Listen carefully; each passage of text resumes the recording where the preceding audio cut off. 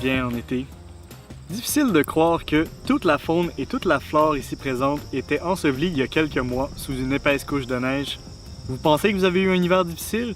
Au moins, vous ne l'avez pas passé entassé par dizaines dans le fond d'une crevasse, gelé dur sous la neige ou encore dans un bain d'eau froide. Au Québec, les variations de température selon les saisons sont particulièrement extrêmes. Face à la rigueur du climat québécois, les animaux ont dû s'adapter de manière astucieuse pour survivre.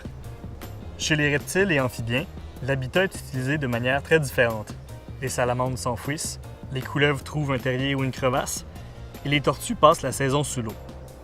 Nos rainettes, quant à elles, ont même dans leurs cellules des substances cryoprotectrices agissant comme un antigel.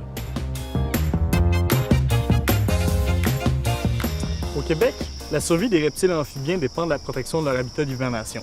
Mais quoi protéger? Par exemple, un hibernacle de couleuvre, c'est une cavité où s'assemblent les couleuvres pour passer l'hiver, année après année et souvent, génération après génération.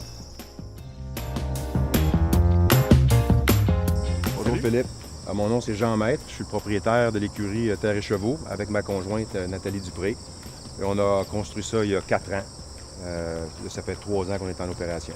J'avais entendu parler du corridor forestier, mais en fait, c'est les forêts, il n'en reste pas beaucoup en Montérégie. Il y en a une en arrière de nous. Moi, tout ce que je voulais, c'était étendre la partie de l'écosystème du parc du Mont-Saint-Bruno, si on veut, ou de cette bande-là. Puis, c'était un peu ma façon de contribuer à l'agrandissement de cette forêt-là. Et spécifiquement, nous autres, ce qu'on a fait, je savais que pour les amphibiens, ça prenait de l'eau. Une des deuxièmes raisons pourquoi j'ai pris cette terre-là, c'est qu'il y a un ruisseau qui n'était plus vraiment un ruisseau. On a revitalisé la bande à peu près sur 20 ou 30 pieds, tout le long. Puis on a créé un bassin naturel où il y avait de l'eau au lieu de le drainer. En 2 ans, la quantité de faune et flore qui s'est ajoutée, là, c'est phénoménal. C'est plus que ce que je pensais. Fait que des couleuvres, définitivement. Puis 3-4 sortes de grenouilles, le léopard, le faux grillon, les crapauds. Il y en a beaucoup, beaucoup.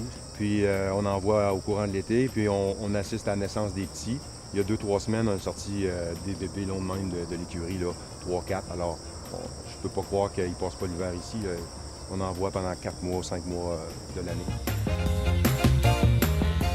Que faire pour aider les espèces qui passent l'hiver sur notre propriété?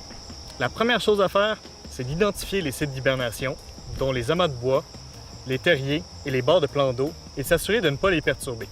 Pensez à ces animaux et à leurs superbes adaptations lorsque vous trouverez l'hiver long et que vous serez bien au chaud à l'intérieur.